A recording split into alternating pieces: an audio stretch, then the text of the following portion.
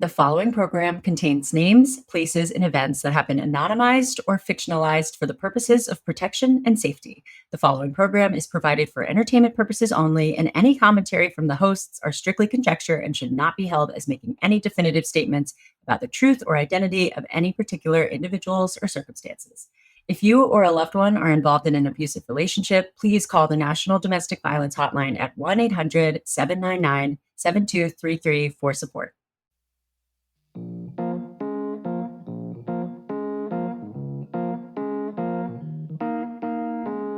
Hi, happy Dating Detectives Monday. We got part 2. I know everybody's probably on the edge of their seat. Okay, so if you do not recall, I'm going to break it down for you, okay? Okay. Claudia is our guest, okay? Melissa is Claudia's ex. Amber is Claudia's new girlfriend, right? Kayla is Amber's ex-wife, so the new girlfriend's ex-wife. Taylor is Melissa's most recent ex who just got in touch with Claudia. And told Claudia that, guess what? Your girlfriend's ex is now hooked up with your ex. Yeah. So Melissa and Kayla. Oh, God. Get the pens and pencils out. The charts need to be made. Pencil. You have to write it down. Diagrams. Yeah. So, and Claudia and Melissa have a child together. Yes. That they are now navigating the custody of that. Mm-hmm. And yeah, Melissa's just been toxic. I mean, we'll get into a lot in the debrief, but, really pressured them to have a baby. It was really like pressuring her with a lot of, I would say, toxic positivity. Mm-hmm. The way that she was kind of like, I want what's best for you. And like, you need to shut up. She's like, you need to talk less and find your inner peace, like using positivity to manipulate her. Like that's the vibe. I also want to say, without giving too much away, that there are parts of the story that bring up trans people, and it's important to the story and it's her story to tell. But I just want to be clear that we don't want to perpetuate the narrative that villainizes trans people. That is very loud right now and terrible. We've talked about this before in different ways, but this person is terrible and happens to be trans. This person is not terrible because they're trans at all. And we're allies of the trans community. And also to our trans and non-binary listeners, when you listen to this story, please let us know what you think, how we could better support you. Write us in if you have stories of your own, because we do want to platform those too. And quick trigger warning, there is some abuse involving children and disgusting physical abuse a little bit. But there is a lot that's going to come for sure right now. I think let's get into it before everybody bites our heads off. I have one more thing. Sorry, guys. Actually, 2 more things. You have to wait, but you have to hear this now because I know you're gonna get through it. 1, this Wednesday, self-defense in LA. Yes. 6 p.m. Sign up. I'm gonna be in LA. There's only 35 spots, and they're starting to fill up. It's $35. 30. So don't get killed, club. We're gonna do self-defense, and we're gonna. I don't know. It's just going to be fun. It's going to be great. Come out. It's going to be in West Hollywood. What's it called? Dance House Factory in West Hollywood. Mm-hmm. So RSVP. It's from 6 to 8 p.m. Come sign up. And Hannah's got some freebies. Yes. I'm going to give everyone pepper spray and other safety gadgets. And yes, it's $35. All the money, like the profits go to the Domestic Violence Hotline. And also if you, I have a scholarship form set up on the don'tgetkilledclub.com website.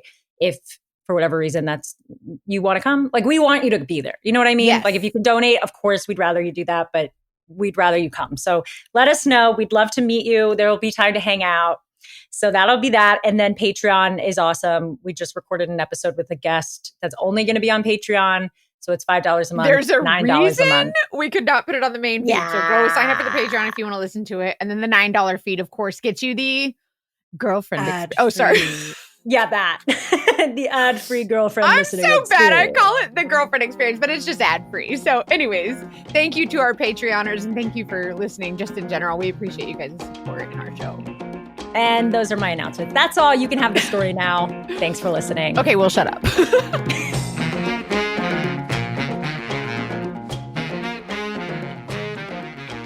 I get a DM from Taylor.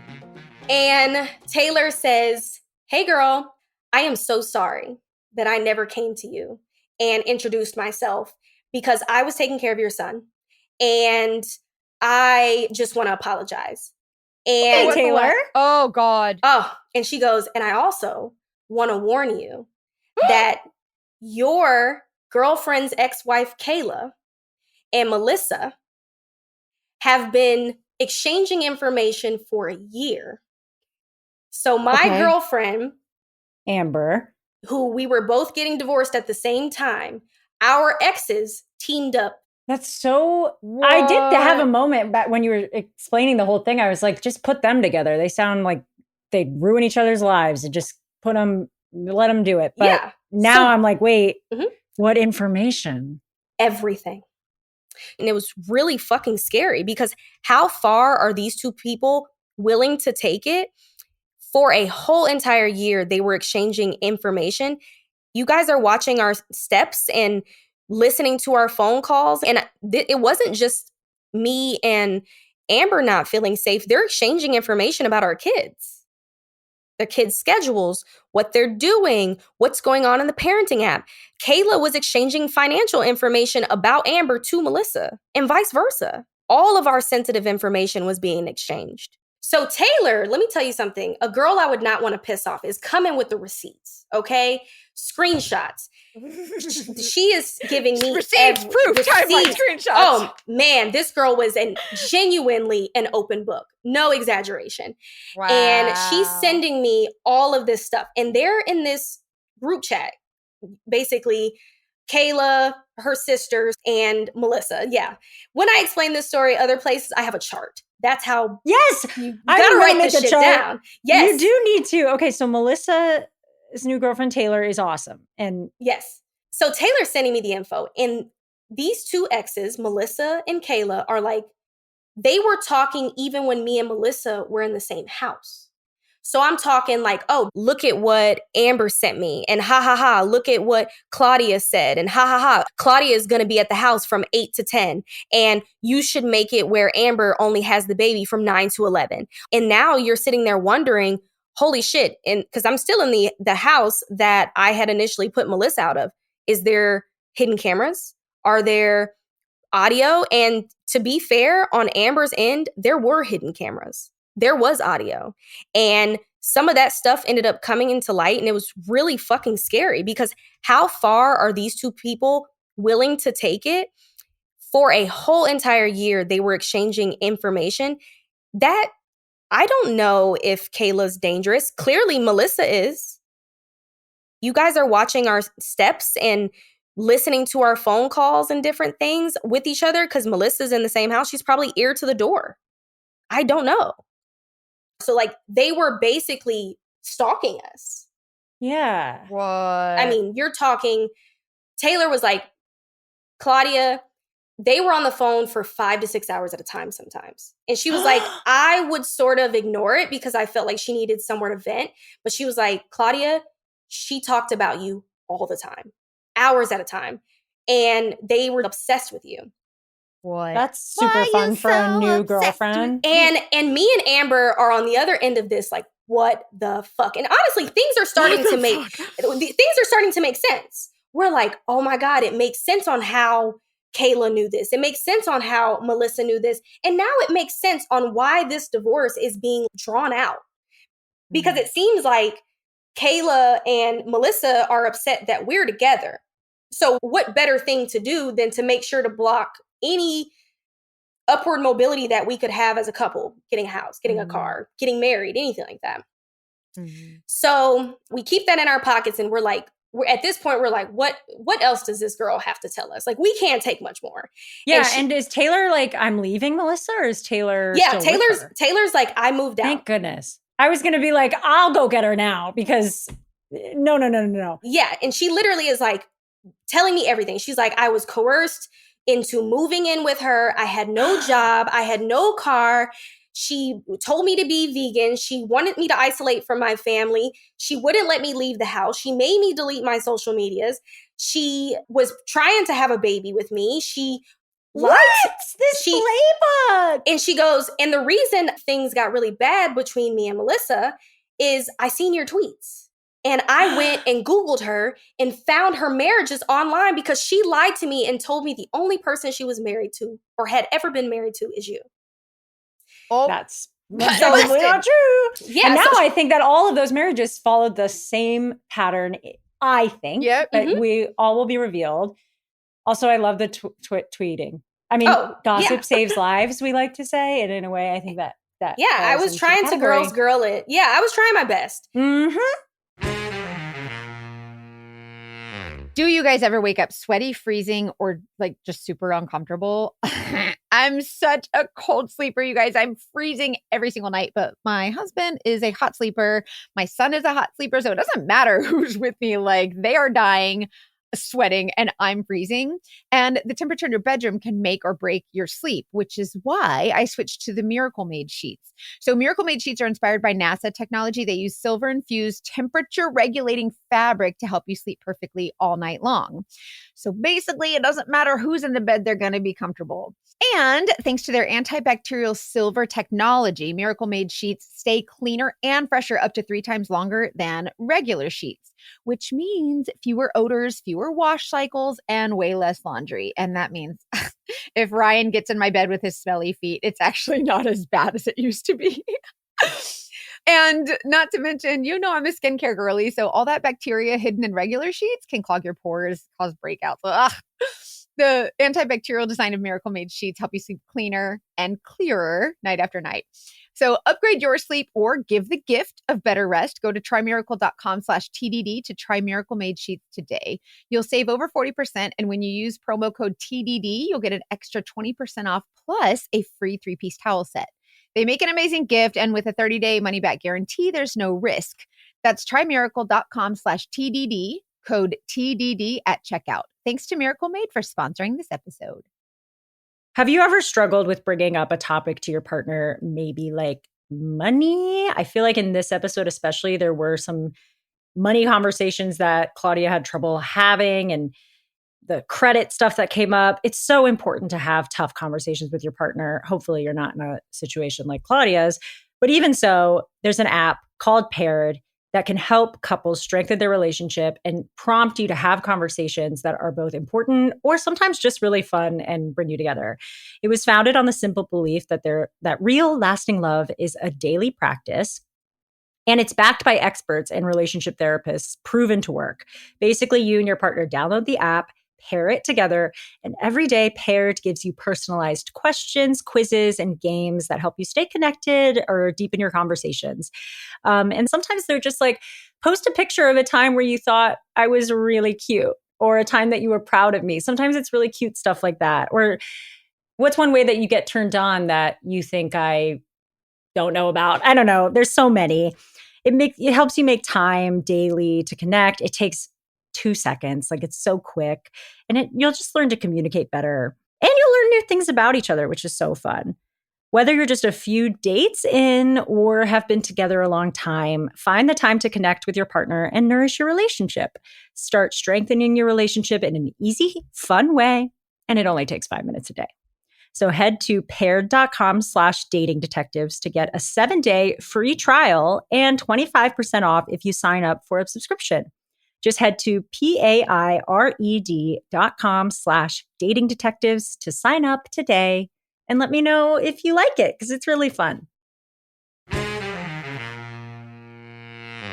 So Taylor's telling me all this stuff and I'm like, holy shit, the pattern, And as she's telling me stuff, my son at the same time, as a mom, you recognize different behavior changes. And I had noticed when my son was coming home from there, he would have nightmares. He was having issues sleeping, just weird things that I didn't normally struggle with him before the split. And I blamed a lot of it on living in 2 households. Like, this is probably difficult for him. So I asked her, I was like, I have a question. What is my son's situation over there? Does he have a bed? Does he have a room? Is he, have toys and all of that good stuff? And she was like, I hoped you wouldn't have asked me that. And why? Oh God. She sends me a picture. I don't. I'm scared.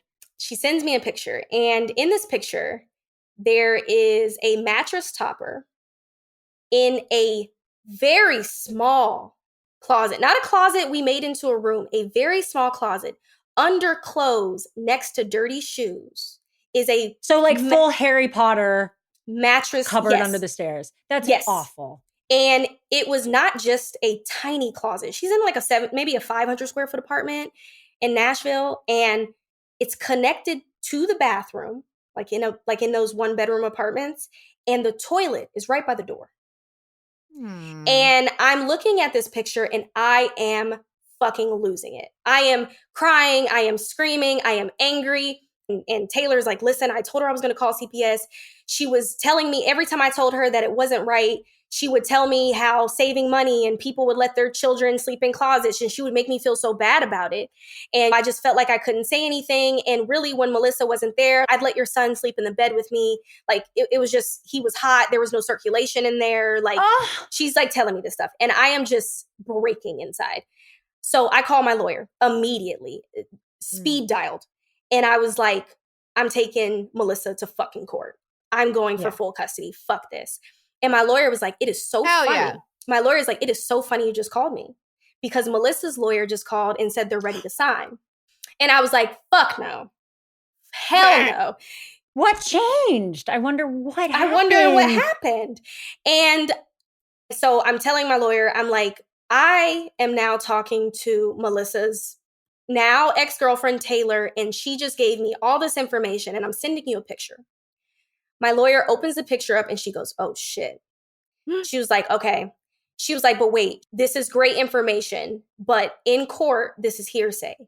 Can you get Taylor to testify on your behalf in court? It'll just make your case really strong. And I was like, okay. So I go to Taylor and I say, listen, you've already done a lot for me. You know, this alone and just everything has been a lot. Taylor says, yeah, I'll get on the stand for you. I'll do it. Fuck yeah, let's do it. And so I'm on the phone with my lawyer. I'm like, she'll do it. And my lawyer says, cool, I'm going to email Melissa's lawyer right now. Melissa's lawyer immediately calls and says, why are we going to court? Because, you know, my lawyer is like, listen, we're going to court. And so Melissa's lawyer, like, what's happening? Why are you going to court? And my lawyer goes, oh, first off, Melissa's girlfriend, Taylor, is going to be testifying on my client's behalf, and open your email. So Melissa's lawyer gets the picture and opens it, and he goes, oh shit. He goes, give me a few days. I want to remove myself from having her as a client. Wow. So he basically was like, give me a couple days. I'm going to drop her. So he drops her as a client, and my lawyer sets a court date. So this is July, and the court date is set for September. Now, me and Taylor are building a case, okay? Yeah. At this point, we're swapping information, and it goes from bad to worse. She is telling me about her experience with Melissa was almost far more aggressive, far worse than what I went through. It almost was like... Really? Yeah, it almost like Melissa was like going super fast, like double time now. Well, I feel like she was like letting out what she was going through with you on Taylor. Right. And Taylor had nothing to bring to the table financially to really help Melissa. You know what I mean? So it was like, she was like, she wasn't giving me money. She was piecemealing me. There was no groceries in the house. She was making me be vegan. She was telling me I needed to lose weight. And then towards the end of the relationship, she was trying to force herself on me. Like we were already having these arguments, and she was like, I'll show you messages where I literally told her, don't fucking when I tell you no, don't force yourself. God. And Melissa's literally like, oh, you're right. I'm sorry. I read the room wrong. And it was just bad to worse on this situation. So this is awful. It really is. So you said July and your court's not until September. So you're like, and how is your son? How are you doing as a mom right now in this moment? So I was pissed because I really wanted an emergency order. And it's sad, but family court, what we consider an emergency as a mom in family court's eyes may not be as big of an emergency as you think. Everything's an emergency as a mom. Everything. Like, you look at my child wrong, emergency. And so at this point, I'm just getting my case together with Taylor. And honestly, I am doing horrible. I am still having to go to work. Luckily, I have Amber. She's just super supportive, helping me with the baby, helping me get him to school, helping me, making sure that I eat and stuff like that. I've at this point lost 20 pounds. I am absolutely like, it was so bad. And my community knew how bad it was that at work, I would like take 2-hour breaks to talk to lawyers and I'd come back with my face all puffy. Like I am just absolutely losing my shit. And looking at it, I had a great chance in court, but it was always like, well, what if I go to court and they don't do anything about this? You know, what if this doesn't get solved? And I can't sleep at night. And it was to the point where I was waking up having like nightmares where I'm like running in my son's room and he would be at Melissa's house because I'm just like so ate up over the fact that he's sleeping in a fucking closet. So terrible. It's awful. So we're getting ready and the kids, because Amber has a kid with Kayla, I have, a kid with Melissa, start telling us that they're together. That Melissa and Kayla are together. Now, these are small children, right? But, children can't lie. They really can't. They're like, yeah, we've seen them kiss and stuff. So we're like, oh, so now Taylor's pissed because she's like, okay, they were clearly dating before we broke up. And this is all just weird. And so I catch wind of it. But the kids are like, no, they live together. Like they're living together. And I don't doubt it because Taylor told me Melissa's in debt. Melissa's lease was about to be up. Melissa had 16% interest on a car. Melissa really had nowhere to go. It kind of makes sense that Melissa would go shack up with Kayla because what's better than having a conjoined enemy? It's like, oh my God, we both hate them. So like, let's make their lives miserable. This is wild. This is truly wild. So at this point, I go to Melissa and I'm like, hey, what's your address? Because I don't even have an address of where my child is and where my lawyer needs to send documents. And I also know that where Kayla lives is outside of our orders, like outside of the counties that Melissa should be in. So I'm trying to get her to tell me the address because that changes the custody situation even more. Because now Kayla lives an hour away, which means right now my son is being charted back and forth to school on an hour drive there and back on the days that Melissa has him. So not only is he being affected by all these changes, because by the way, my son is being told to call every single woman mommy. My son is beyond fucking confused. And that's you as a mom. Oh my Lord. Oof. Lucky I have a good job. It is tough, right? And I am dealing with all these changes and I'm like, okay, we just need to make it to court. We need to make it to court. So court comes. I walk into court with Taylor, Amber, and my lawyer. Melissa doesn't have a lawyer anymore, and Melissa walks in with Kayla. So we're just in the hallway, X on X on X, right? We're just all X's at this point. The biggest lesbian nightmare I've ever It is heard. actually a lesbian nightmare. So, because I feel like there's already like the nightmare trope of like, oh, you go to a bar and all your exes are there. It's like anytime anyone complains about that, you can now be like, well, what if it was court with all of your exes? With all of your exes. Their exes. With all of your exes. This is just, I have the shivers. Okay, continue. It's crazy. So we're in court and the judge ends up awarding me primary and giving her standard possession, which is first, third, fifth. So every other weekend with child support. And my lawyer in court was making sure that I got the 20% of Melissa's income. Well, Melissa goes, I can't give you 20% of my income because I'm about to lose my job. And everyone in the court was like, what do you mean? And Melissa's like, oh, you don't know? Taylor and Claudia are getting me fired. What? Stop. Oh, me and Taylor look at each other and we're like, what the fuck is she talking about? And my lawyer leans over to me and she's like, what's she talking about? And everyone's like, I don't fucking know. We don't know. So the judge was like, okay, well, it seems like your job is rocky. He was like, what are you about to be fired for? Why are you on probation or whatever? And she was like, oh, I was sharing sensitive company data. And he was like, okay, well, sounds like you're supposed to be fired. That sounds like a you problem. Yeah. Yeah. So then the judge was like, well, I can't in good faith tell her to pay 20%, which would have been something like $1,200. Like she was gainfully employed. But he was like, I will assign half of daycare, which is about $800. So he's like, so that's your child support, $800 a month. Divorce is finalized. Gavel, you owe child support starting on the 1st. All right, good luck, everybody. You know? Good luck, everybody. Yeah, that's literally what they say at the end of court. Good luck. So good luck, everybody. So the next day I get a call and some of my friends, all my friends are basically PIs, okay? My friends call, they said, hey, have you seen Melissa on TikTok right now? You need to go watch it. So I'm getting tacos and having margaritas with Amber, and we open up TikTok and we're like, here comes this TikTok.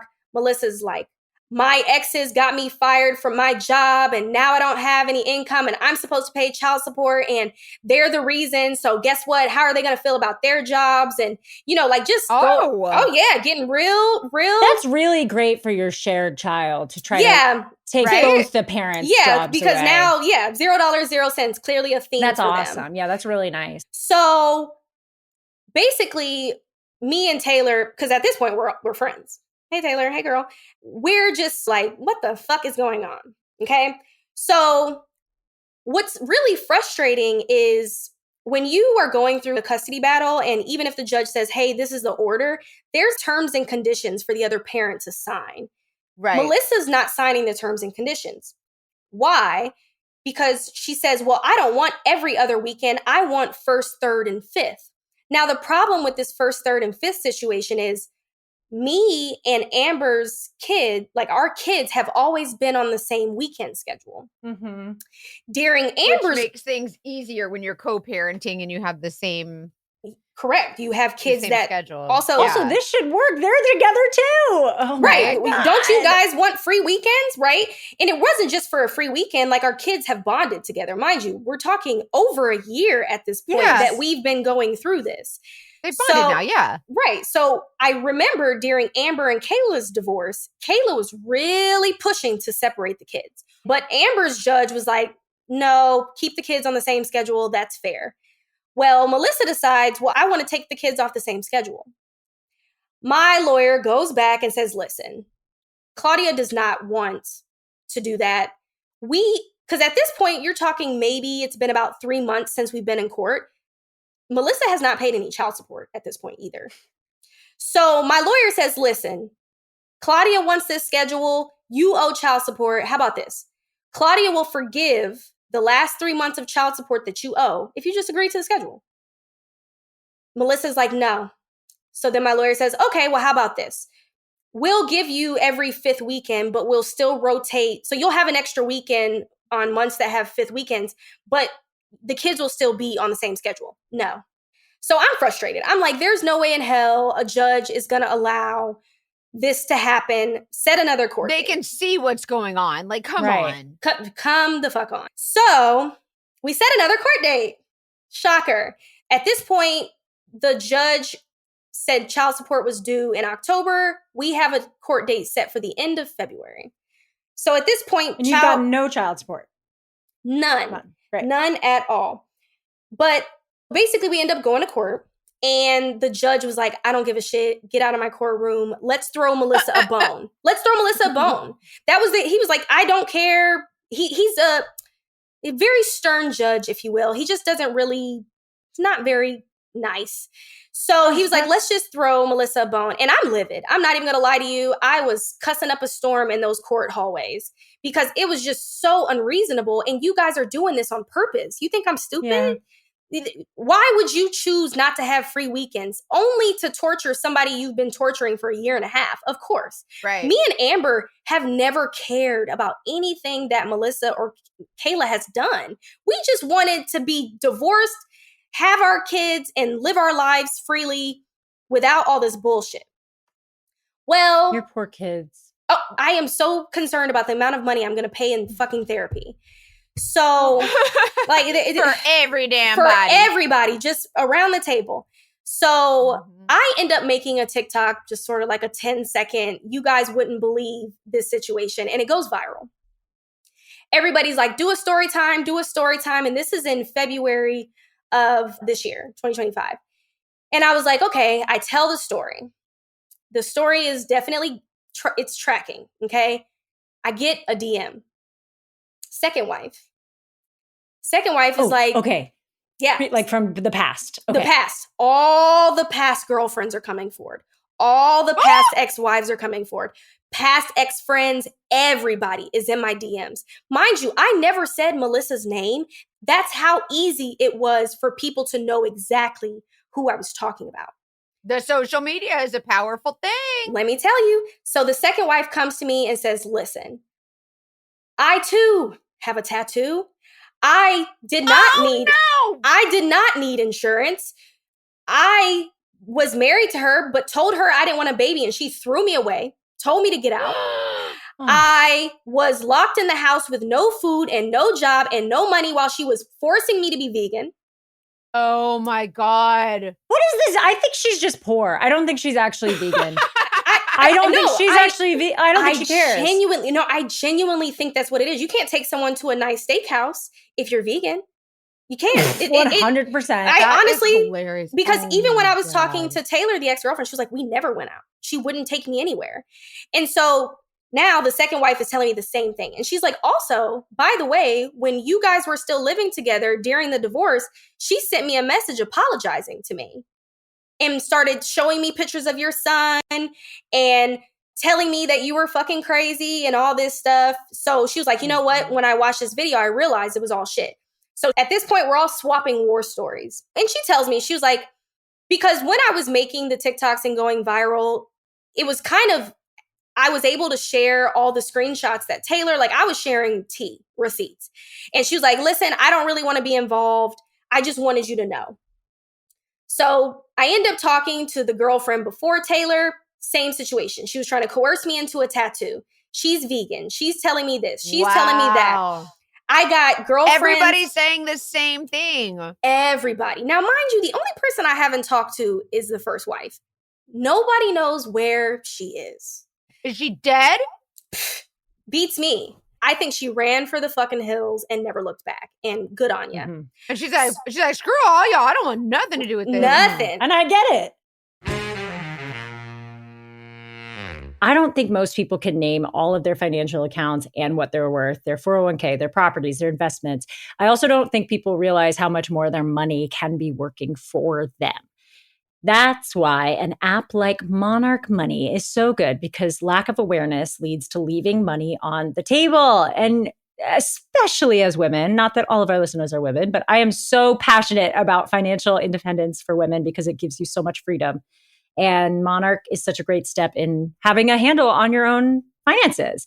You'll feel more organized and confident in your finances with Monarch Money. It's an all-in-one personal finance tool that brings your entire financial life together in one very clean interface on your laptop or your phone. And it's like pretty to look at.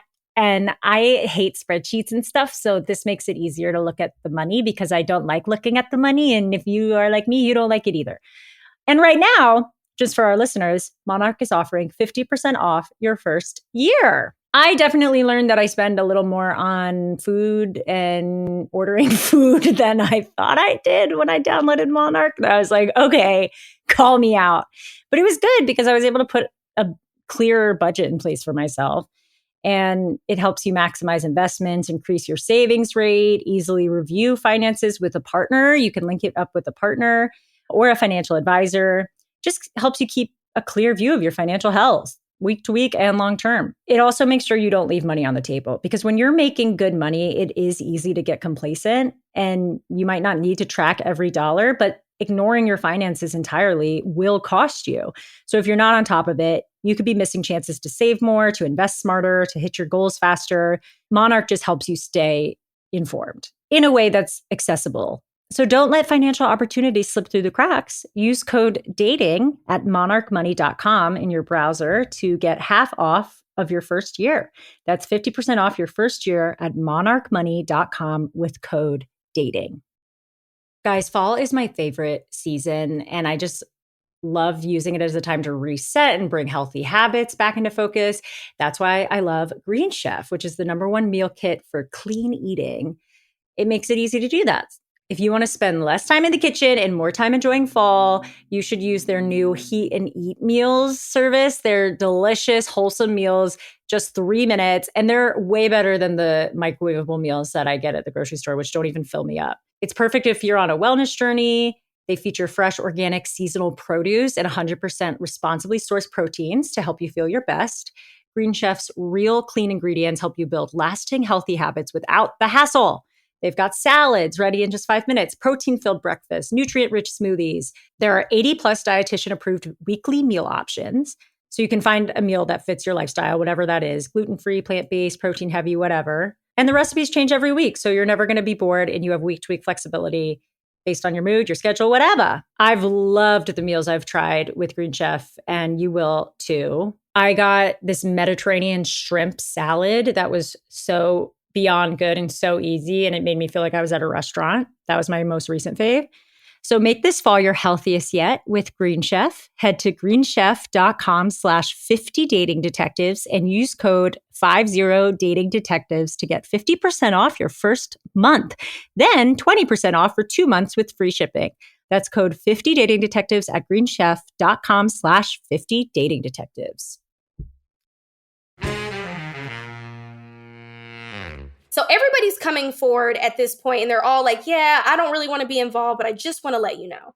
So a lot of this is validating because I'm like, okay, I was not the only person. Crazy. Yeah, I'm not crazy. Like she actually has a scam going. And I'm talking girlfriends from high school are coming forward. Like I am knee deep in screenshots. I can't make these videos fast enough. It is going so crazy. So through this time frame that I'm making these videos, I'm still getting no child support. And I'm still there. It seems as though they're living together, but I don't have an address for Melissa. I don't have a phone number for Melissa. Her response to everything is to ice me out and not give me access to my son when he's with her. She still does this. I hate when people use the kids. Mm-hmm. And it's my son at this point is only 4. So she'll have him, like, let's say for actually Christmas, and wouldn't let me talk to my son on Christmas. Like, just nasty. No, ma'am. Nasty. And unfortunately, in the court system, there's just nothing you can fucking do depending on how your order is written up. You can't call the cops. You can't really do anything. So I'm just sitting here, like, dealing with how she's treating my son. But also at the same vein, I'm like, I'm not letting up.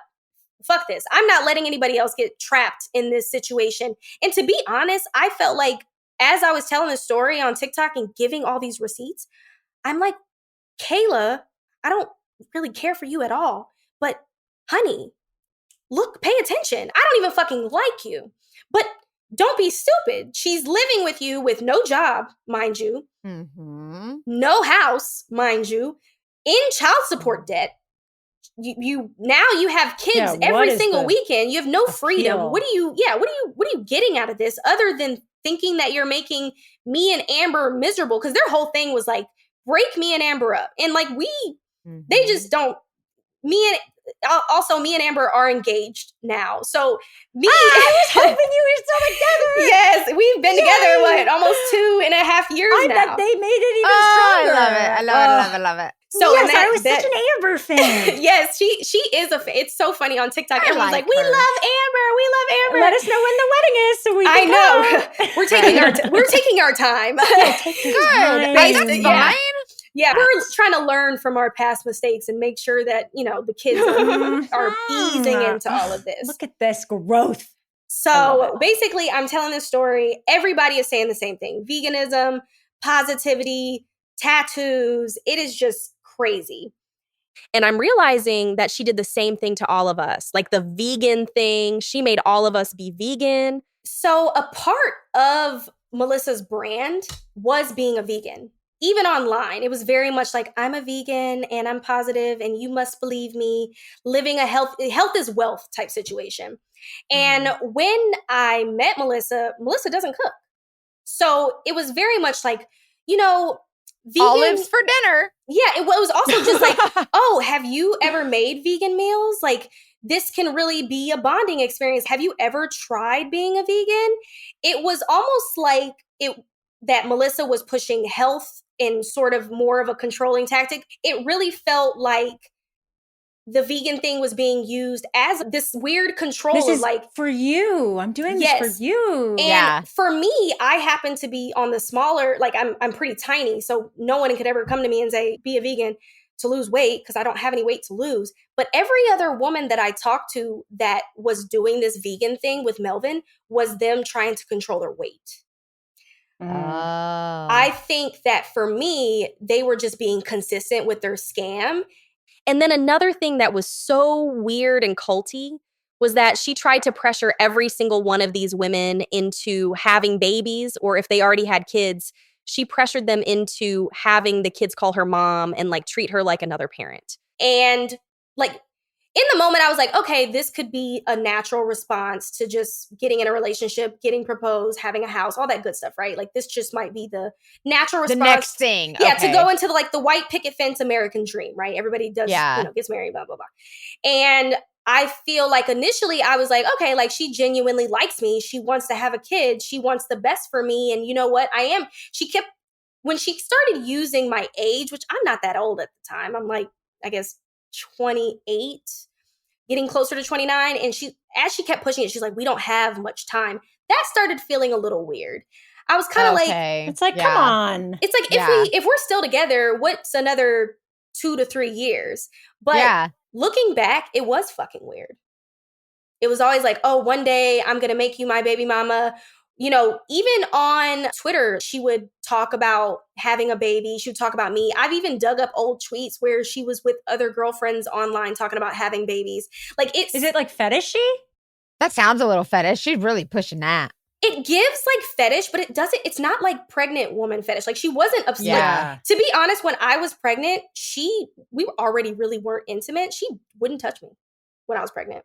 But she was very much... Because you were already pregnant. Did you think she wanted that to trap you, kind of, maybe? The kid? Yeah. Yes. Okay. Absolutely. I think that having... I do think that she wanted to trap me, but I also have this weird feeling with everyone that she's been with to have kids. I don't know if it's to trap a woman or it's because she just wants a lot of kids, if that makes any sense. If it's like a weird like a community, she genuinely okay.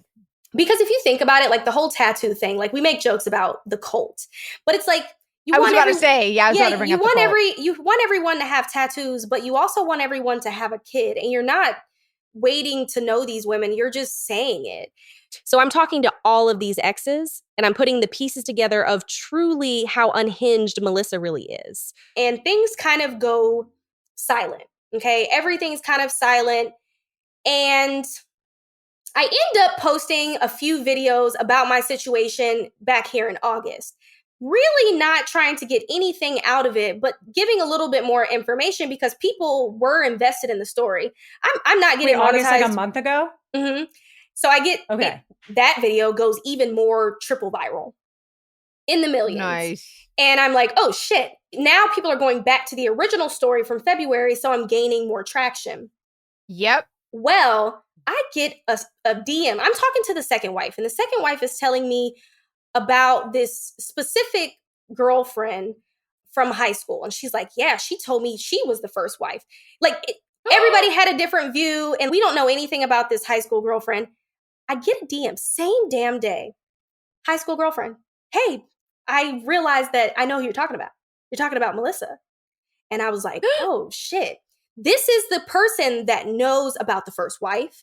This is the person that knew about high school Melissa. So she's like, oh no. She was like, not only am I know who you're talking about and I'm about to give you all the tea, Melissa texted me today. It's my birthday saying happy birthday. She's been texting me for 20 years. On her birthday? 20 years? 20 years. Because high school, I mean, I'm not spring chicken anymore. But wow. High school. And so she's like, yeah, even when you had a baby, she would text me and be like, you're the only woman that I've ever loved. And I don't give a shit about Claudia. Did the same thing with Taylor to the high school girlfriend. That bitch got some damn nerve. Yep. And the high school girlfriend is like, I really don't give a shit about Melissa like that. So I never really paid much attention. I'm kind of just like, oh, Melissa being Melissa. You just like, you do the thing where you give it the thumbs up just to keep the peace. And then you're like, okay, that's nice. So I was like, okay, are you cool with me? Because at this point, I'm viral again. And I'm like, you know what? Let me we're giving season 2 right now. So I'm like, Yes. let me get into season 2. So I asked her, I was like, can I use your screenshots? Like, can I talk about this online? And she's like, yeah, go for it. I end up building a fucking Gantt chart, okay, of all these women. And I go back to some of the women that approached me in February and said, because they're coming back and saying, I have more info. I have more info. And they're like, you know what? Yeah, use our stuff. Everybody was like, use it, use it, use it. So I make a new TikTok and I'm like, I am fucking spilling it all, Gantt chart, screenshots. I've heard from the first girlfriend. She's still talking to her. She's living with Kayla. She's been abusing these women, sexually coercing these women, everything. And what? The internet fucking loses it. I am triple digits, okay? I'm skyrocketing and I'm telling these stories a lot faster. I'm learning how to use TikTok a lot better.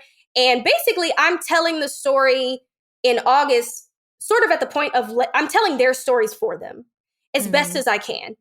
Hey, I wasn't the only one. Then there was this person. Then there was this person. And these marriages overlapped. And these relationships overlapped. Because we're all finding out that she never broke up with all of us. She just moved on to the next person using a different lie. Nobody knew about all that. So technically, y'all are just all still together. Yeah, we probably still are. We basically still are at this point. Oh my God. And to this day, I mean, it's only been, I guess, 2 months, but I still get DMs. Hey, I was friends with her. Hey, I knew her when she worked here. Hey, because I'll be honest, the internet, everyone has the power of the internet. And boy, did they find her very quickly. They found her very quickly. And I tried to prevent. I get what you're saying. I tried to prevent that. I make sure that I was very cautious about what I said in these videos regarding names and stuff, because I didn't know if it would be brought up in court, if we had to go back to court. But through all this information, I was like, I really want full custody of my child. Like, this person is a psycho. This person is not stopping either. It's like, this has been going on for so long and it's still going on. So you don't even know what you're going to get with them. Yeah. And at this point, I ended up hearing from another woman who dated her before Taylor that my son wasn't in a car seat. I'm hearing all types of shit. And I'm like, what the fuck? Not only did this person have my child, like, this person does not give a fuck about my child. There is no way, as a parent, anybody who is a parent would ever allow or do something like that. My son's 4. The picture she sent me without him being in a car seat, he was 2. 2 years old. What? It's like, at this point, I got lawyers on retainer, because now I have lawyers going to Melissa saying, you're not letting Claudia talk to her child. You're not paying child support. Mind you, at this point, we're $9,000 in arrears. No child support, $0, not even a dollar. Nothing. I'm paying for school, and I'm having lawyers go to Melissa, like, you have to give an address. We don't have anything. So I'm still spending money. I'm telling this story on the internet. And of course, in fashion that I thought was going to happen, we start, and I say we as in me and Amber, we start getting harassed on and off the court. So Kayla, freaking course. Kayla is going to Amber and just talking shit. Melissa's silent.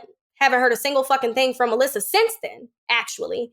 And Melissa deletes her social media, all that stuff, right? But then all of these fake pages, very specifically all these fake pages, are going under comments, different people's pages, and just harassing them in the comments. And at this point, they're doxing me. I'm getting on lives and they're basically talking about things I've never discussed on the internet. I do have some privacy as it pertains to certain things about my child. And they're you should. They're fucking doxing me. They're spilling it. They're spilling everything. And it's erratic. It's erratic. And I'm like, oh shit. So me and Amber are like, okay, what do we do? We end up calling the cops. Cops, no good when it comes to internet, anything, and nothing. And to be honest, being doxxed on the internet is one thing, but we have been dealing with harassment for over 2 years. And I'm talking, we've had Kayla follow us to the house, had to get a trespassing order for her. They would show up in places that we were together, inciting violence. We would have... Even what you told us about her freaking out at Amber? Yes, the one time in Yeah. too. And Amber is so like chill. She would go to doctor's appointments for her child, and Kayla's like yelling at Amber in the doctor's appointments, following her to her car. When Amber goes and picks up her daughter, she's cussing her out at the drop-offs. Like, we're just dealing with harassment from all angles constantly.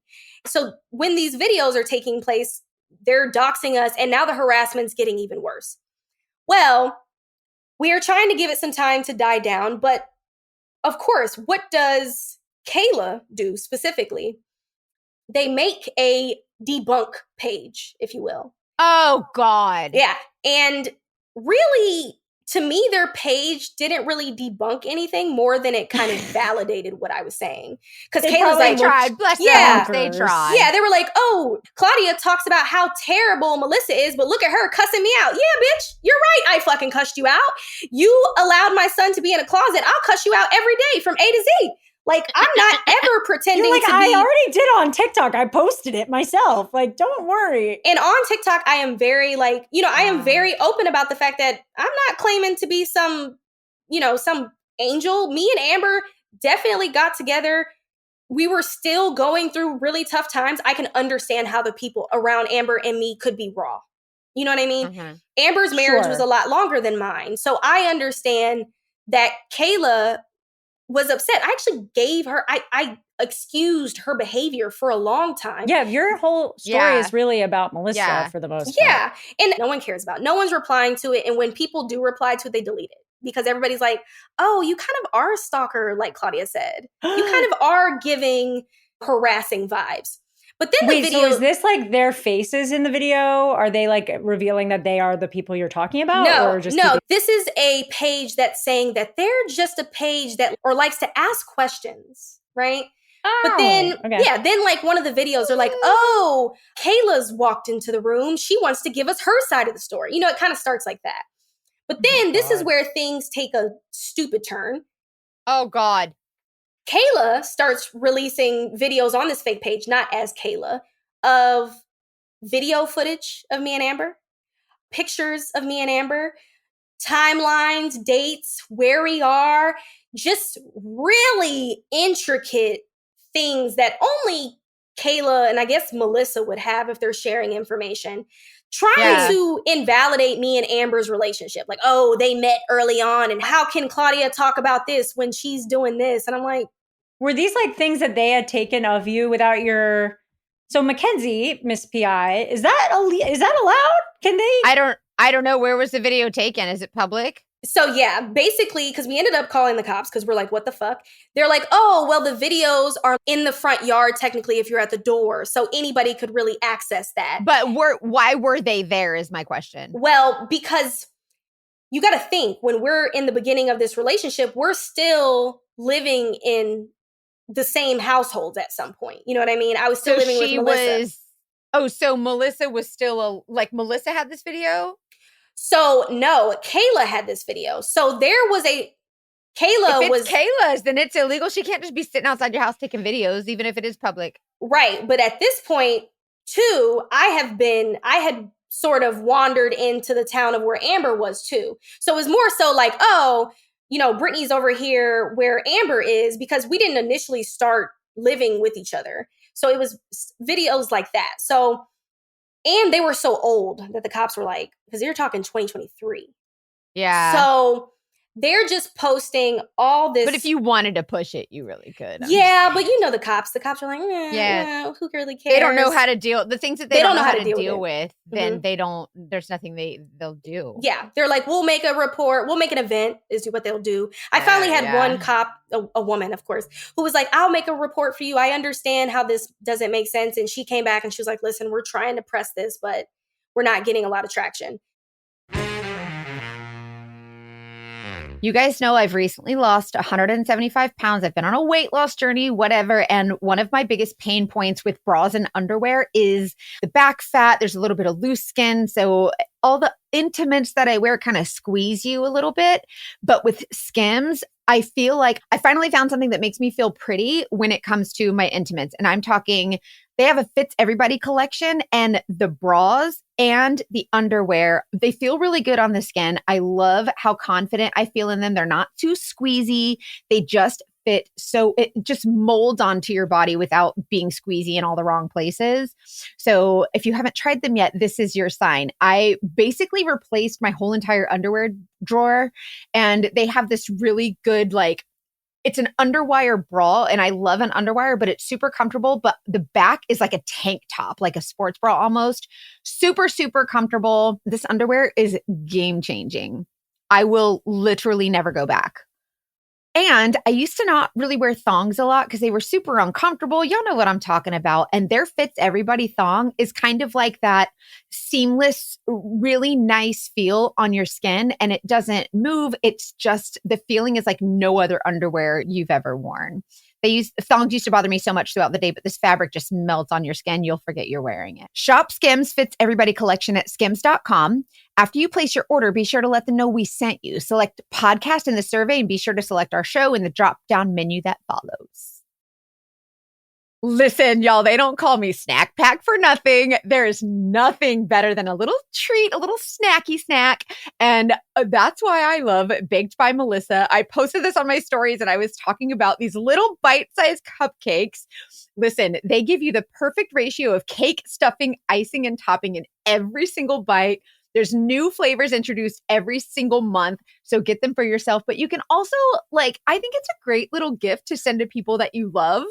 That has been my go-to gift. You know what it is? When my friends get engaged, I just send like a congratulations Baked by Melissa pack right away. And it's so easy and so cute, and they love it. And the cupcakes are also entirely made by hand, which is insane. My favorite flavor, I think, was the red velvet. And then the one I got was the latest and greatest pack. And so it had like a mint cookie, a tie-dye cookies and cream.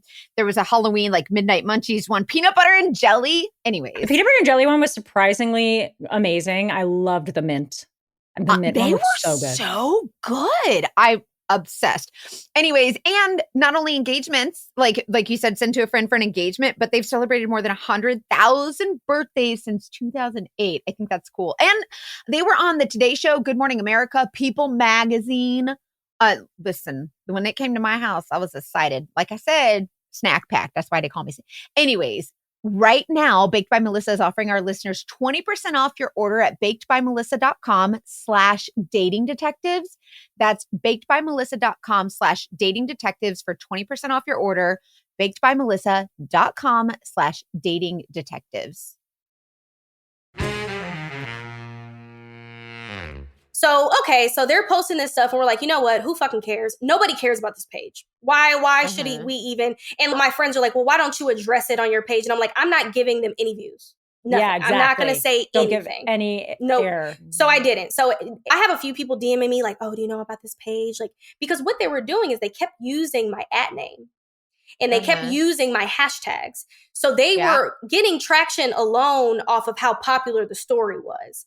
So they were getting a few views, like 500, 600. I mean, mine were in the millions, not to brag. So they're so dumb. So stupid.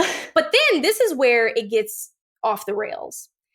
They start spiraling out of control. They're posting these videos by the hour. Now, one thing I didn't talk about in any of my story times, which is how we are very sure that this is for sure them, was there was a time frame where I had filed a CPS report with my CPS, Child Protective Services? Yes. And unfortunately, CPS is very similar to the court system. There wasn't a lot done, but I was noticing a pattern where my son was coming here with a very specific bruise. It was a handprint every time he got back from Melissa's house. CPS does, I'm, and at this point, I called Kayla when this first happened, and I said, bitch, I will beat your ass. I will drag you up and down the street. I'm not playing with my son. And I literally called the cops and everything. There was nothing they could do. I opened the CPS report. CPS does nothing. I've even had lawyers tell me CPS does nothing. Yeah. And so they end up closing the case. And it just was what it was. They're like, we'll keep it on the books. Somehow, some way, the bruises disappear now. Right? So in this video that they now released, is a call between the CPS worker and Kayla. She releases audio of a phone call with her and the CPS worker saying Claudia hits her own child and then files a CPS report. No. Yes. And so I am fucking livid because I'm like, listen, yeah. there's a point, and I have never gotten online and talked about any other children, right? Everyone knows that Amber has a child, but I've never talked in depth about her child at all. It's just not my place to talk about other people's kids. Just not. Especially not something as close to home as CPS. Never talked about it in my videos because it's not something it's not something I'm willing to give to that audience.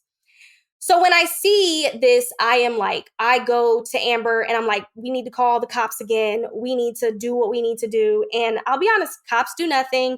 And I end up going to Melissa, who, by the way, I haven't heard from in 2 fucking months. And I'm like, get your household under control.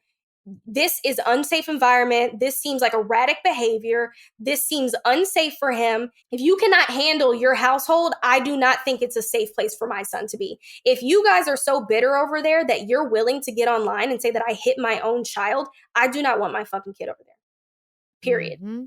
Melissa never read the message. Nothing. And there's nothing I can do.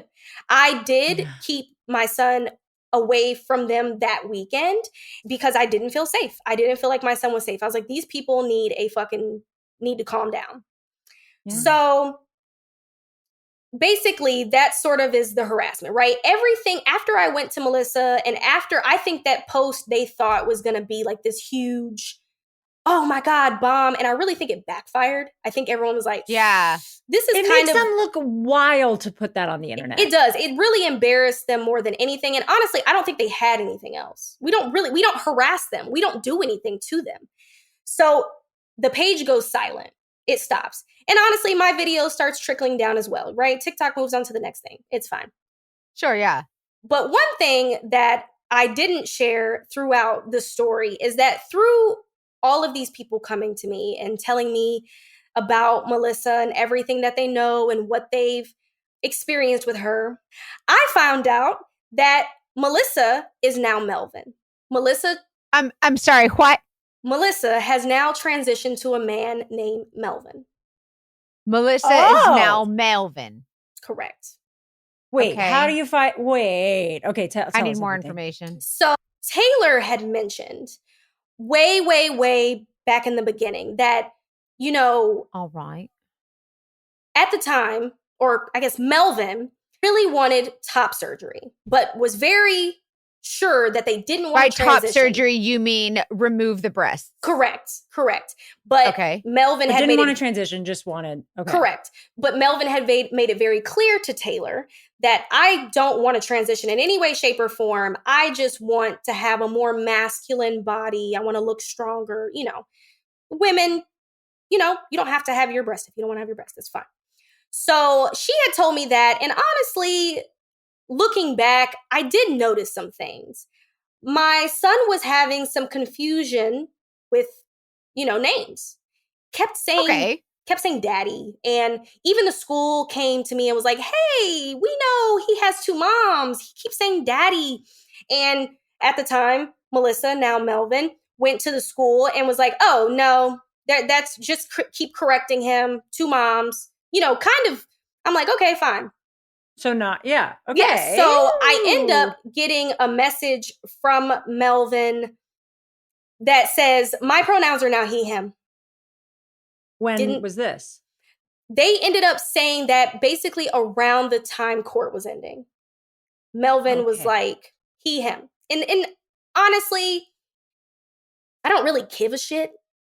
But yeah, it was like, why the fuck didn't you mention this? This is not some, by the way, I changed my hair color. Like, this is like, hey, we should sit down and make sure that we know how to talk to our kid about this. And we have a kid together. Let's see how we can figure this out, make it easier for our child. It's an education. Yeah, it's not about right. the individual stuff. It's just parenting. Correct. It's parenting. It's like, hey, let's sit down at a Starbucks and say, hey, okay, I am now going to go by this. This is what I expect to see in parenting. How can I help you with this transition? Because if I have to co-parent with you, you've already shown me a shitty job of fucking co-parenting. But if I just fucking have to, then the least we can do is be honest with each other. But let's take it one step further, right? How do I know that they've fully transitioned? Well, remember I talked about that time frame during Christmas when I couldn't talk to my son. Turns out, jobless, homeless, no child support paying Melvin has now had bottom surgery, which is gender affirming care at the below the waist. So top and bottom, and you're in a state that that's out of pocket, and that's not cheap, right? No. So then this person is not paying child support, but they are paying money to have top and bottom gender affirming surgery. Yep. $0, 0 cents, 16% interest on a car, homeless, but fully clothed in their new skin.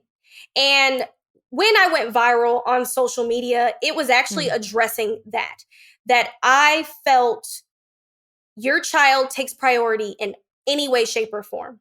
And for me, if you needed a full transition that fast, you're talking 6 fucking months, which that already is alarming from like a mental, like I've heard from mental health professionals during, like now that I've done this story, and they're like, I am so curious as to who allowed, because you have to get approval from therapists and that's what I was wondering too. Right. And a lot of medical professionals were like, whoever did this is malpractice, damn near. Like that is not something that happens very quickly because of all the different hormones and such. Because that's a big deal. Yes, it's a huge deal. But how I see it, because I'm really not a nasty person, and I'm just like, okay, if you really had to do this fast, like you just had to transition this fast, come to me and say, hey, I need to prioritize my mental health and my transition, and you can take care of our child until I figure it out. Because how I see it is, you're not giving me any money. I don't have any faith that my son is in a accommodating sleeping situation. You have him around these psychopaths, and you're also using all your extra time and energy into becoming a man, calling yourself, figuring yourself out, right? And that's all well and good, but when you have a child, everything in your life is prioritizing your child. And that's what the consensus was.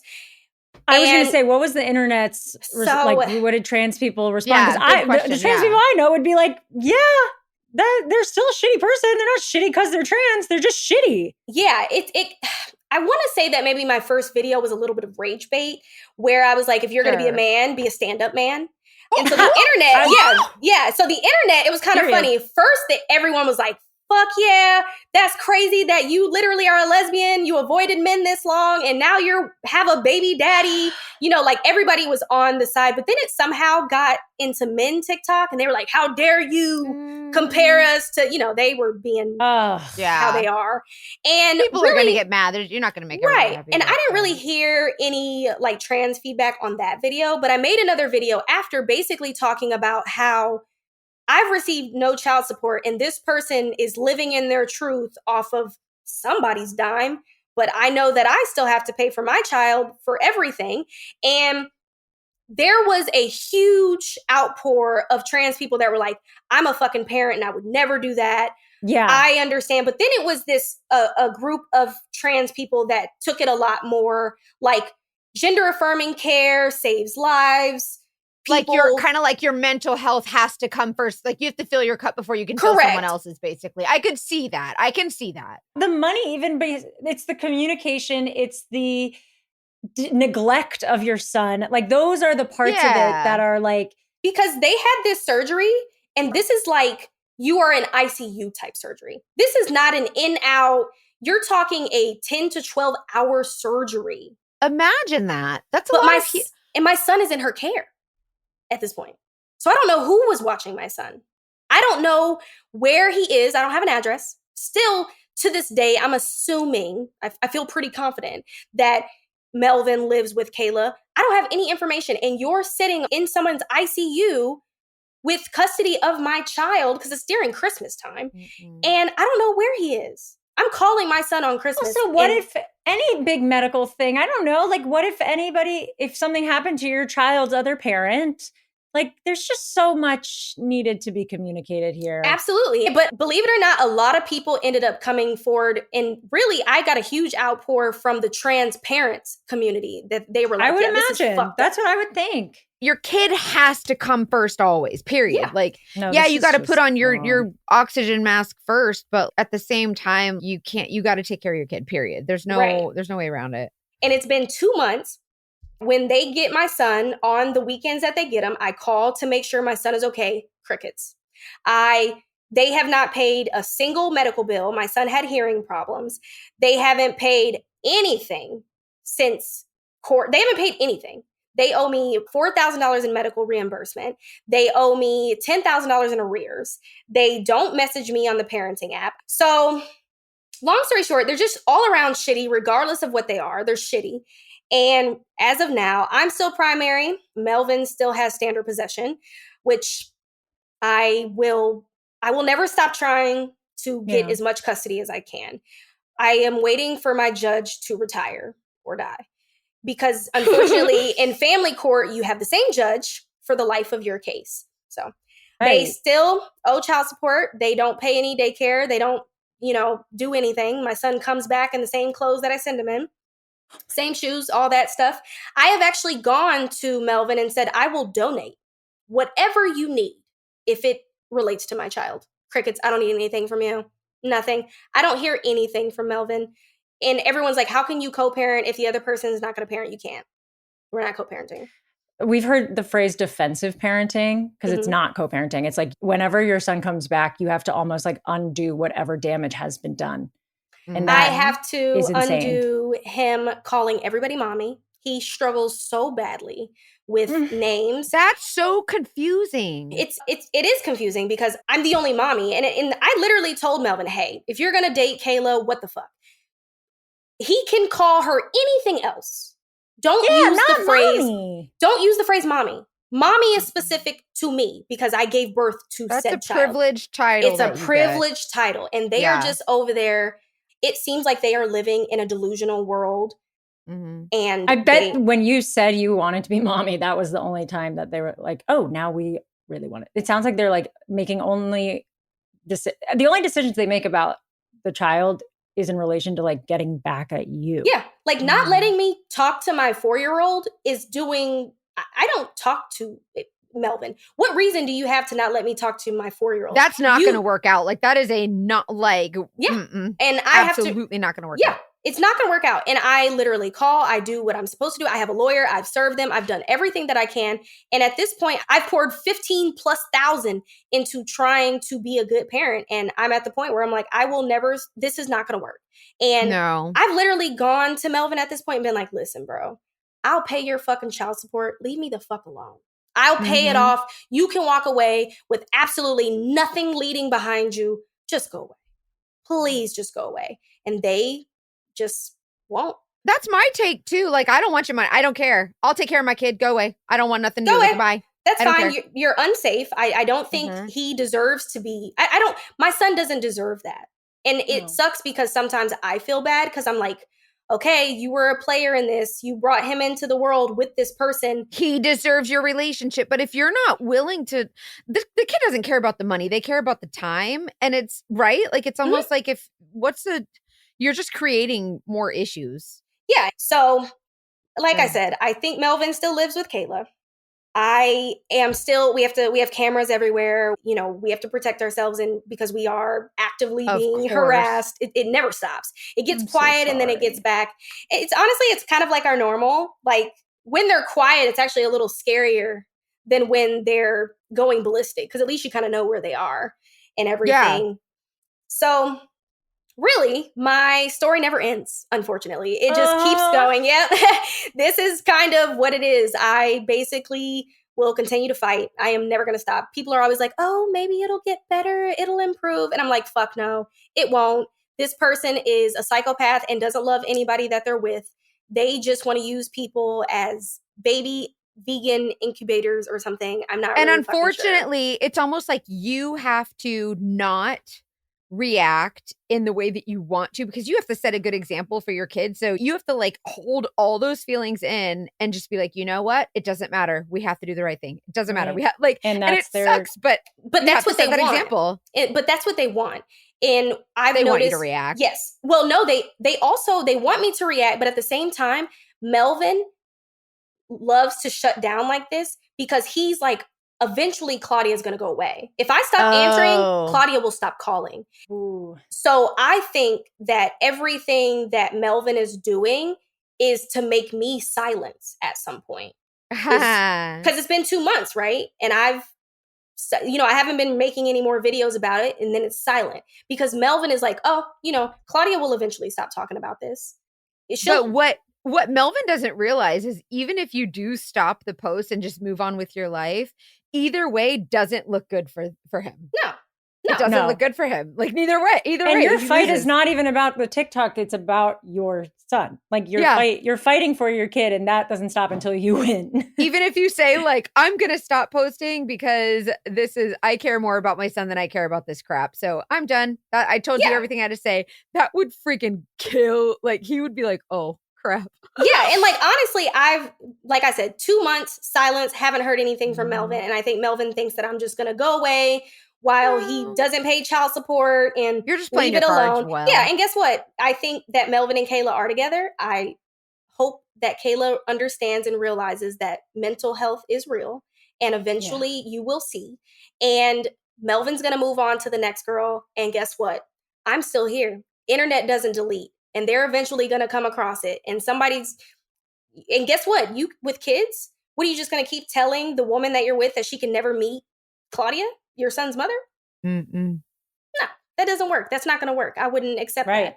So eventually Melvin's going to have to make a decision, which is, do you care more about your future and lying and scamming your scam, or do you care about your son? And from the looks of it, eventually I keep hope alive and I just keep saying it over and over and over again. He's going to go. And I will gladly you will bid him farewell. Literally, I will give them a card and money, everything. Just please go away. But yeah, that is my lore. We need updates. We need please update us with this. I'm fully invested. Need help. For sure. It's been 2 months of silence. I have no doubt in my mind that as we get into the holiday season, things are really gonna get nasty because they normally do in co-parenting situations. Yeah. So I will definitely keep you guys updated. Honestly, I think everyone, the internet, they are like, hey, do you have any updates? I'm like, bro, it's been 60 days. Like, luckily, no. Luckily not, but I'll let you know if there is, because like I said, I'm never going to stop telling my story. Like, I hope that your voice becomes your weapon. So exactly. I am Melvin's biggest fear. I am his biggest fear. Well, you have a lot of information. So, I mean, thank you again so much for sharing. I can't wait to hear the feedback from our audience. Yeah, you're awesome. And your son is so lucky to have you in this. I mean, it sounds like you are fighting like hell. And that's all you can do. Right. Amber sounds lucky. Oh, yes. And obviously we are engaged. And congrats. Thank you. So we're just building our family over here and all that good stuff and making sure that everyone is stable. But yeah, thank you guys for listening. I know it's a long one and a confusing one. No, it's still important though. Thank you again very much. We'll be talking to you soon because we're going to want updates for sure.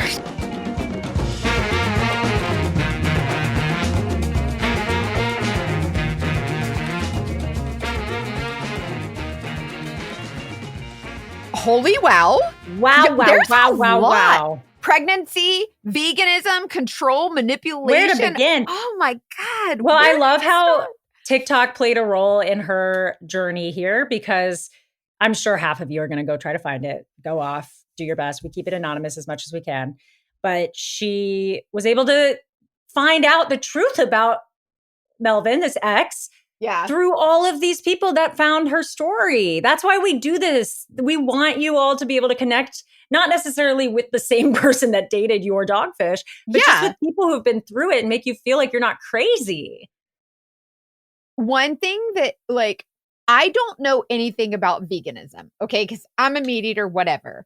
But let's feel discuss. like that whole veganism thing, that was a total control tactic, 100%. Like, I just don't, that was just used as control, period. I'm glad you said that, because I definitely don't want any of our vegan listeners to feel offended. We were very, like, it comes into the second part We because I think support you. We don't care if you're vegan.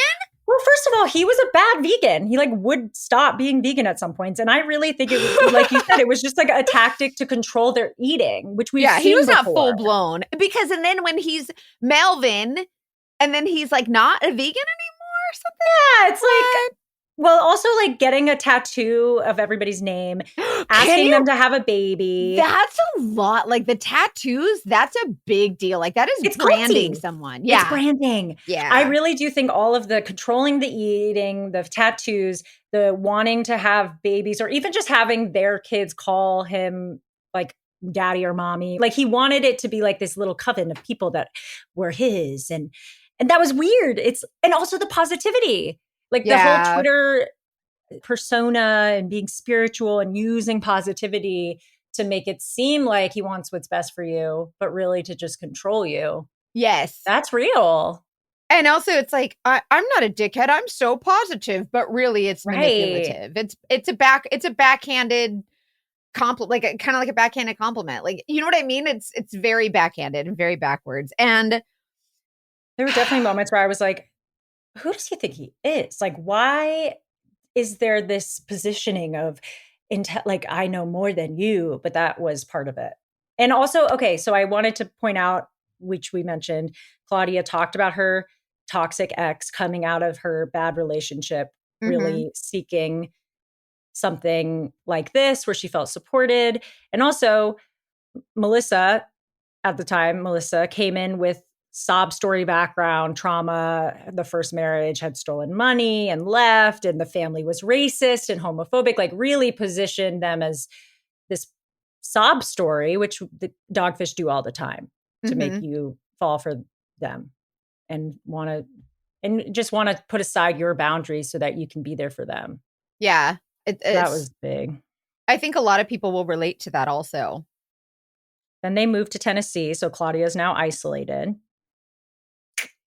Isolation for me, if you go back and listen to a lot of our episodes, you'll see that isolation is one of the first things that happen. They get you alone and make you feel like you need to be alone, or they encourage you to be alone, or tell you everybody around you is bad, or they whatever.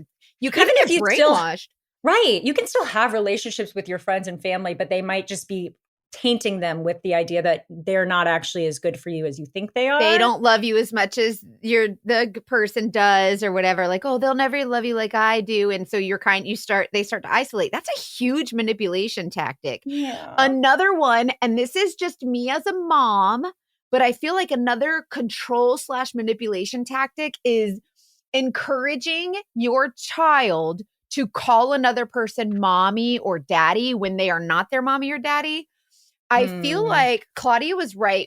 I agree with Claudia when she's like, if they say it like naturally and they're just like, oh, mommy, you can have a conversation around that and an educational, like, hey, I'm mommy. And this is, I don't. This is mama, or whatever else you want to call them. Yeah, maybe you can call them someone else. Or if you're fine with it, whatever, like do whatever works for you. But there's a way to have a discussion around it. But to encourage them, say, you need to call this person mommy, you're trying to manipulate that situation and the child. And all you're doing is hurting that kid. You're confusing the crap out of that kid.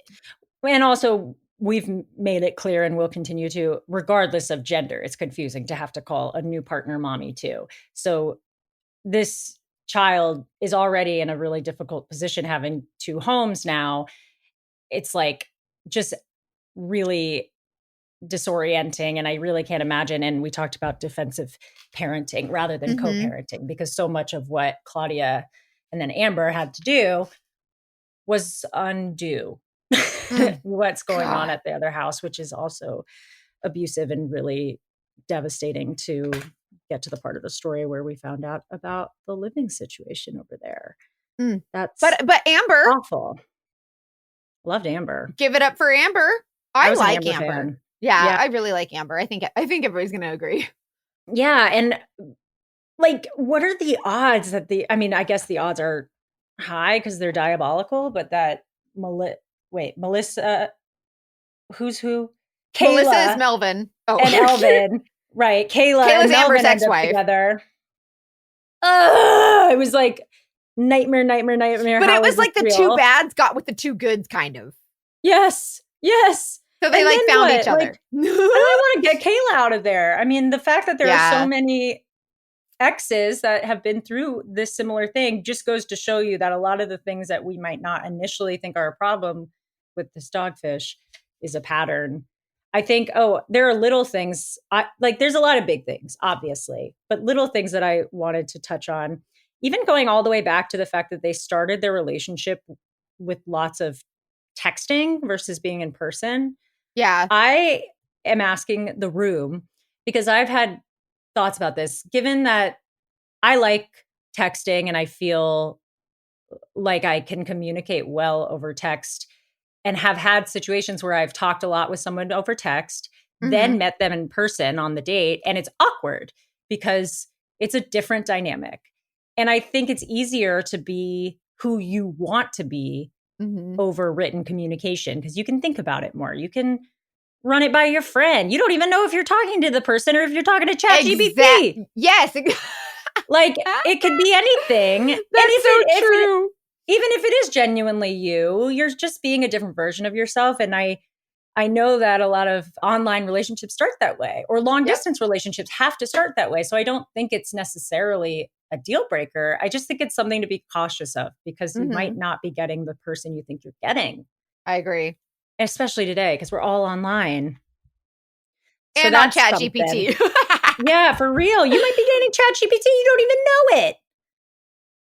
Oy.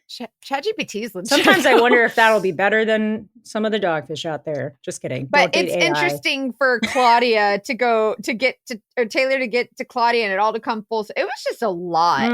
But crazy. And it's just, I'm just so grateful every time our guest shares a story because there is just someone who relates to this. And it just goes to show you that these are not just like straight relationships, like, oh, man on woman. Like these are all kinds of relationships, friendship, friend fish, employee fish, like all kinds of relationships, parent fish. Where remember when the mom was with the daughter's husband or whatever? Like it's all kinds of dog fish. So it keeps me up at night. And yeah, we definitely, we always ask for diverse stories. And I think the trans element of this story is not the focus. And we really don't want it to be. Like, this is not a representation of trans people. This is a dogfish that happens to be trans, just the way it's a dogfish that might happen to be gay or a dogfish that might happen to be mentally ill. But that being said, I know that the abuse people face in the trans dating world is really specific and unique. So I do put that out there that if our non-binary or trans listeners have a story, I would love to platform that. And also if there's ways that we can talk about it in a better way, we're so open to that. So let us know. But it was awful to just think about how this person used all of those traumas, or like we've had people in the past build their sob story out of racism that didn't happen. Like, I just hate that. I hate when you take something that is villainized or is a minority and making it your weapon to manipulate someone. That just ruins it for everybody. Yeah, I don't like it. Can we also, the other thing I wanted to ask you, PI, so the child abuse stuff is devastating to me. And it does seem like in a lot of these instances, the domestic dispute, the police didn't really do a lot. The CPS report, they weren't allowed to get too far. And even at this point, she's like, I still don't know Melvin's address. I still don't know how to get more information about that.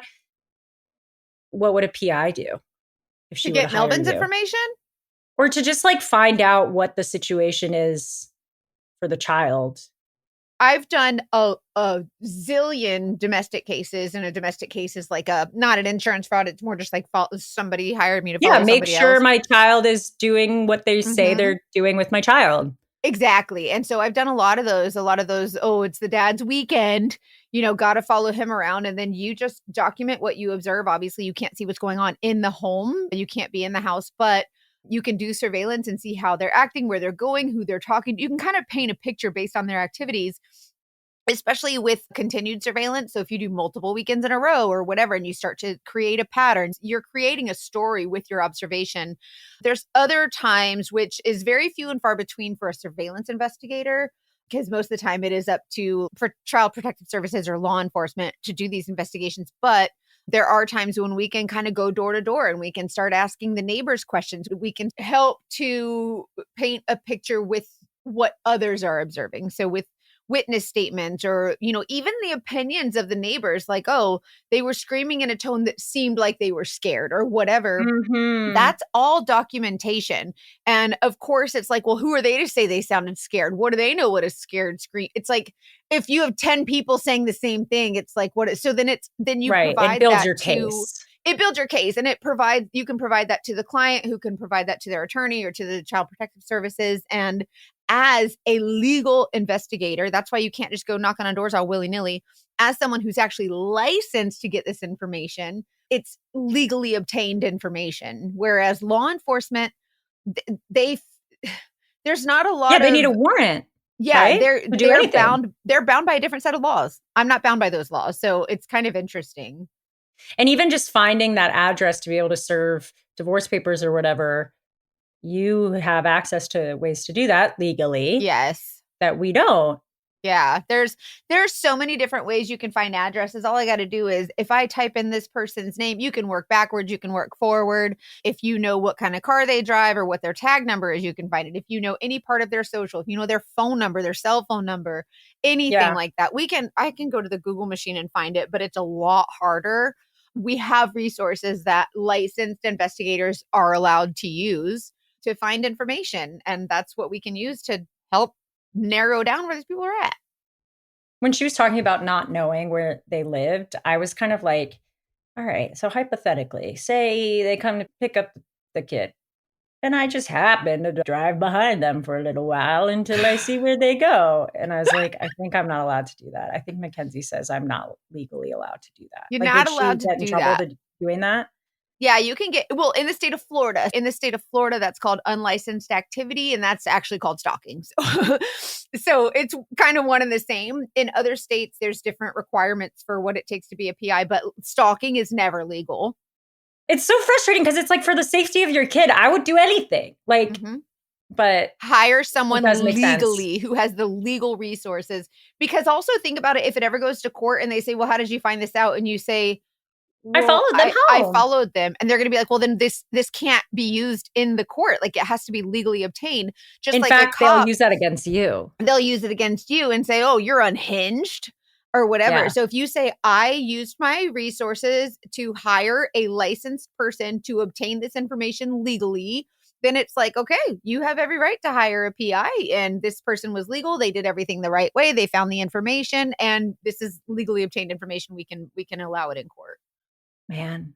Anticipation of litigation is always the name of the game. Okay. I was just curious, like, what it gets really hard though, because we want to just do it ourselves, and we want to be like, okay, let me just follow them and see where they're going. Don't do it. Don't do it. Call my cousin. Hannah's like, damn it.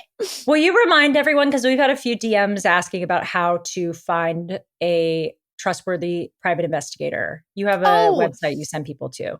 Yes. So for every state, there is some kind of, like, for instance, in Florida, it's the Florida Association of Licensed Investigators.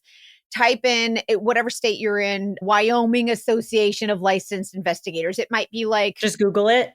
Yeah, just Google it. And it's not, maybe it's called something like Wyoming Licensed Investigators Associate or whatever, but you'll find a similar association. And so these associations, legitimate private investigators are members of, for the networking, for the community, and for the clients. And so PIs work in networks. And so the more private investigators, like, the when you're part of those associations, more people are like, oh, like if I'm part of FALI, Florida Association of Licensed Investigators, they'll say, oh, I need a female investigator. And I'm trustworthy because I pay my dues to be a part of this, association, go to the meetings, and I care about the actual job. And, it's just a little bit more reputable. And people can speak for your reputation or whatever. So you're not going to get into that if you're not trustworthy and doing the job right. So yeah, and people, if you're a member of one of these associations, chances are you're probably a reputable person. Not everyone, I reckon, but it's a good place to start. Okay, great. Well, thanks for that, my PI queen, my dating detective. We're all armchair sleuths legally. Yes. Anybody can be an armchair sleuth. Oh, Claudia. I loved her. She was gorgeous, is gorgeous still, just because she's not with me right now. She's been in therapy for a long time. I love when she said, like, all I wanted was to be loved. And just whenever I gave her something she wanted, she gave me more love. Like, that was the exact quote I wrote down because it makes sense. I think a lot of us are just like, I'm just going to keep fitting the narrative of what will keep this relationship happy because that's what I want. Like, I just want things to be easy. Life is hard enough. Like, you don't want to have to deal with all this, but Claudia was strong and eventually did. So I'm proud of her for that. Yeah. And thank you, Claudia, for even sharing your story. You guys, if you have a story to share, please email us, investigate@thedatingdetectivespodcast.com.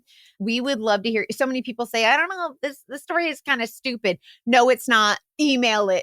We'll determine that if it's stupid. It's never is. Even if we don't get back to you, and just know it's because we get a lot, and it probably went to spam.